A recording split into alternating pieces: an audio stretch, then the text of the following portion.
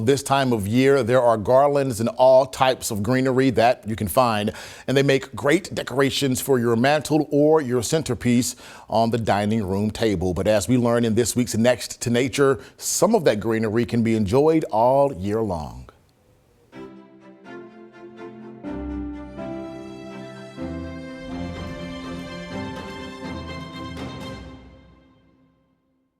All right, everybody, welcome back to Next to Nature this week with Dr. John Long.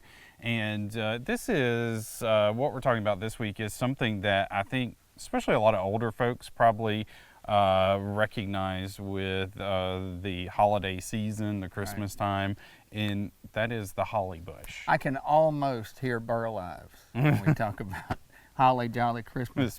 So this is what's known as a Chinese holly. Okay. And it, as the name implies, comes from China. It also comes from Korea. And it was introduced here, and it's really been considered an invasive plant. But of course, we have it here as a ornamental, like I said. It has adapted or naturalized to our area, so you will find these scattered out everywhere. Interesting. So it is, and another interesting thing about it is they can grow rather tall. They're not just all bushy. You know, you can trim them back and make them into a hedge, which they're really good hedge makers, as a lot of you may know. But if treated carefully, they can grow anywhere from 8 to 25 feet tall. 25 feet? 25 feet, and a lot of times that's when you trim it and take relatively good care of it. Most of the time people are going to see it smaller or more bushier in nature, but it really has some cool things to it. Once you look at it, you'll notice that the leaves alternate on the stem, and then you'll notice that the branches will turn, these are green right now, but depending on the season, they'll change colors as well. Okay. So you'll see that a lot. It is very woody and hardy, I think. You'll see and notice that the leaves itself have three barbs on it, and if you can see that. Yeah, they'll get you. They will get you, and it's just it's a really cool thing. It has a very waxy type leaf to it. Yeah. And beautiful, like you said, this time of year you'll see the berries. They normally come out as like a white flower in the spring, and then they produce these berries that you'll see this time of year. So very Christmassy looking plant. Indeed. Or tree. I was going to ask you about these leaves. The waxy feel, they're very thick and hardy leaves. That's right. Even this time of year. Right.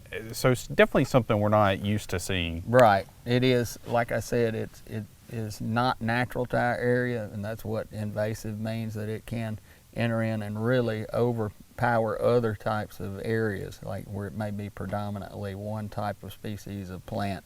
They can come in there and really take over. But again, if you're wanting them for an ornamental or something that's really neat to look at, I like having them. I think they're beautiful. And one other quick question is adapting to our area. Right. I find it fascinating that plants can kind of mold and adapt, because we know that some plants and trees and shrubs are just basically more successful. Right. Cactus, not very successful here. Right, and I think that what you'll see is it, as far as adaptability is concerned, it really amounts to what are the growing conditions are from its native region. If you notice where it comes from in China, it's going to be more of an environment that's more adaptable as we have here.